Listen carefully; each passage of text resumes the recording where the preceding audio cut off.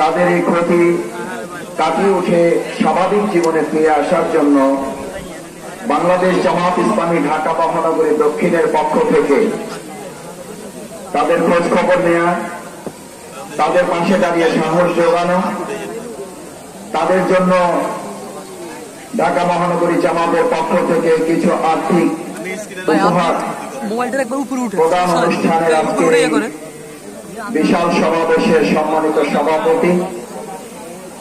উপজেলা সংগঠনের সংগ্রামী আমির জননেতা জনাব আবু জায়েদ, আজকে প্রোগ্রামের সম্মানিত প্রধান অতিথি যার নেতৃত্বে আজকে আমরা এখানে বানভাসী মানুষের পাশে দাঁড়াবার জন্য এসেছি, বাংলাদেশ ইসলামী ছাত্র শিবিরের সাবেক কেন্দ্রীয় সভাপতি, বাংলাদেশ জামাত ইসলামী কেন্দ্রীয় নির্বাহী পরিষদের সম্মানিত সদস্য